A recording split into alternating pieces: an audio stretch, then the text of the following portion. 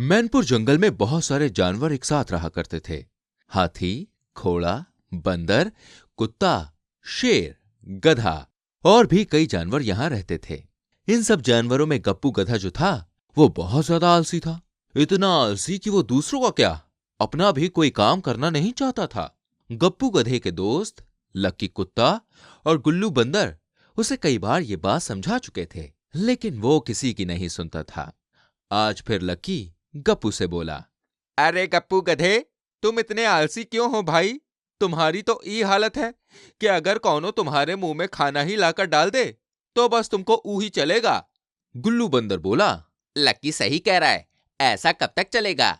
इतना आलसी होना भी ठीक नहीं है मेरे दोस्त। गप्पू बोला, अरे मेरे प्यारे भाइयों, सुनो मेरी बात। दिन भर यूं ही पड़े रहने, खाने और सोने में बड़ा मजा है। और ये सब काम धाम करना, ये सब तो समझो एक सजा है। ऐसे हमको मिलता रहे आराम और ना करना पड़े कोई काम, तो बस फिर जिंदगी में हो जाएगा ऊलाला ऊलाला। लक्की कुत्ता बोला। अरे तुमसे तो बात ही करनी बेकार है। ऐसा कहकर गुल्लू और लक्की वहां से चले जाते हैं और गप्पू गधा एक बार फिर आलसियों की तरह पड़ा ही रहता है। पर गप्पू गधा नहीं जानता था कि अब उसके लिए आलसीपन की वजह से कुछ बड़ी गड़बड़ होने वाली है। उसी शाम जंगल का राजा शेर एक सभा बुलाता है जिसमें जंगल के सारे जानवर मौजूद होते हैं। शेर बोला, अब से जंगल के नियमों में कुछ बदलाव कर रहा हूं। हर जानवर के हिस्से में कुछ ना कुछ काम दिए जा रहे हैं। सब अपने हिस्से का काम करेंगे। गुल्लू बंदर को जंगल की सफाई का काम दिया जा रहा है। लक्की कुत्ता और हाथी जंगल की पहरेदारी करेंगे और गप्पू गधा जंगल में सभी जानवरों तक फल, सब्जियां और जरूरत की चीजें पहुंचाएगा। ये काम सबको रोज करने हैं और इन कामों में से अगर कोई भी गड़बड़ हुई तो उसे दंड मिलेगा। शेर की इस घोषणा से जहां बाकी जानवरों को कुछ फर्क नहीं पड़ा और वो अगले दिन से अपना काम शुरू करने की तैयारी में लग जाते हैं, तो वहीं गप्पू गधे के तो मानो हाथ पैर ही फूल गए। वो बोला, अरे दैया, ये का हो गया भैया? काम करना पड़ेगा अब तो हमको, वरना शेर राजा कह देंगे कि गप्पू गधे हमारे जंगल से खिसको। गुल्लू बंदर गप्पू गधे को समझाता है। गप्पू, अब तुम अपना काम ढंग से करना, कोई भी गड़बड़ मत करना। तुम्हारे ज्यादा आलस के चक्कर में तुम्हें लेने के देने पड़ जाएंगे। गप्पू गधा हां में सिर हिलाता है, लेकिन मन ही मन यही योजना बना रहा होता है कि किस तरह काम से बचकर पहले की तरह आलसी वाली जिंदगी जी जाए। अगले दिन जंगल में सब जानवर अपने काम में लगे हुए हैं। गुल्लू बंदर जंगल की साफ सफाई कर रहा था। हाथी और लक्की कुत्ता मिलकर घूम घूम कर जंगल की पहरेदारी कर रहे हैं। बाकी भी जिस जानवर को जो काम दिया गया है वो उसे कर रहा है। लेकिन गप्पू गधा इस सोच में पड़ा है कि वो कैसे अपने काम करने से बचे। तभी गप्पू गधे के दिमाग में एक तरकीब आती है। क्यों ना मैं सारा काम ही गलत कर दूं? हर जानवर के पास जो पहुंचाना है उसकी जगह कुछ और ही पहुंचा दूं। इससे अपने आप ही कोई मुझे काम करने के लिए नहीं कहेगा। गप्पू गधा ऐसा ही करता है और सब कुछ गड़बड़ कर देता है।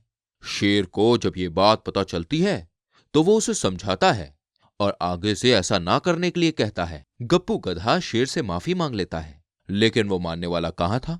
वो तो रोज ऐसे ही करता रहता है। एक दिन गुल्लू बंदर उसको समझाता है। गप्पू, मैं जानता हूं तुम ये सब काम से बचने के लिए जानबूझकर कर रहे हो। ऐसा मत करो मेरे दोस्त, कहीं ऐसा ना हो तुम्हारा आलस तुम्हें किसी मुसीबत में डाल दे। गुल्लू की बातें सुनकर गप्पू उसे अनसुना कर देता है और अपनी योजना के हिसाब से काम करता रहता है। एक दिन शेर सारे जानवरों को बुलाता है। गप्पू बोला, लगता है शेर ने इसीलिए बुलाया है कि आज वो मेरा काम मुझसे लेकर किसी और जानवर को दे देगा। सारे जानवर शेर की सभा में पहुंचते हैं। शेर कहता है, मुझे खुशी है कि सारे जानवर अपना काम पूरी लगन और मेहनत से कर रहे हैं, लेकिन गप्पू गधा अपना काम नहीं कर पा रहा है। वो रोज जानवरों तक फल, सब्जी और जरूरत का सामान पहुंचाने में गड़बड़ करता है। इसीलिए आज से गप्पू गधा ये काम नहीं करेगा। गप्पू गधा मन ही मन खुश हो रहा होता है, लेकिन तभी शेर कहता है, तो आज से गप्पू गधा जंगल के पीछे की ओर जो मेरी गुफा की मरम्मत का काम हो रहा है उसमें ईंट पत्थर या जो भी जरूरत का सामान लगेगा उसको ढोकर ले जाएगा।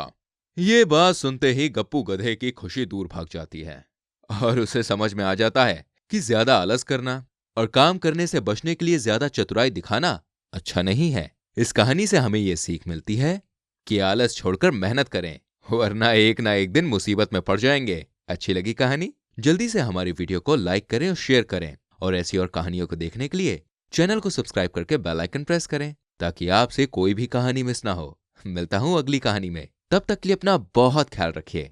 Bye bye. एक बार की बात है, एक बड़े से गांव के एक बाजू में एक जंगल था और दूसरे बाजू में दूसरा जंगल।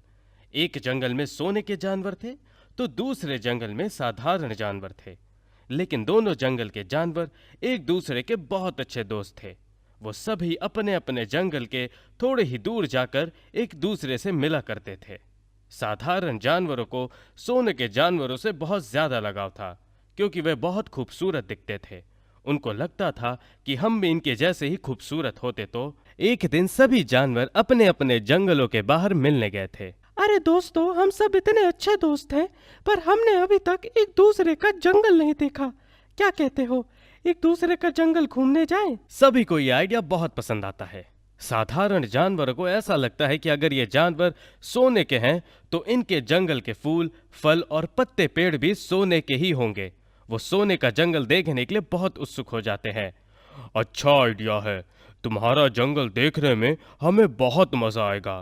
तुम्हारा जंगल तो तुम्हारे जितना ही खूबसूरत होगा। ऐसी बात नहीं है। दोनों जंगल के जानवर एक दूसरे का जंगल देखने चले जाते हैं।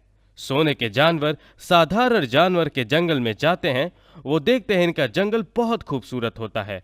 वहां से नदी बह रही होती है, पेड़ों पर बहुत सारे फल लगे होते हैं, छोटे छोटे पौधों पर फूल लगे होते हैं। सोने के जानवरों को साधारण जानवरों का जंगल बहुत पसंद आता है। वहीं दूसरी तरफ साधारण जानवर सोने के जानवरों के जंगल में जाते हैं। तब वो देखते हैं कि वहां के फूल, फल, पेड़ सोने के नहीं होते बल्कि साधारण ही होते हैं। लेकिन उनका जंगल भी इनके जंगल जितना ही खूबसूरत होता है। मुझे लगा था इनका जंगल सोने का होगा, पर ये तो हमारे जैसा ही है। हाँ, ये तो है। इनका जंगल हमारे जंगल जैसा ही है, उतना ही खूबसूरत है। बस इस जंगल के जानवरों को सोने का होने का और इतना खूबसूरत दिखने का वरदान प्राप्त है। और ये कितनी अच्छी बात है कि वो हम सबके दोस्त है। सभी खुश होकर जंगल के बाहर मिलने आते हैं और एक दूसरे के जंगल की तारीफ करते हैं। इस कहानी से हमें ये सीख मिलती है कि जिसे जितना मिले उसमें खुश रहना चाहिए।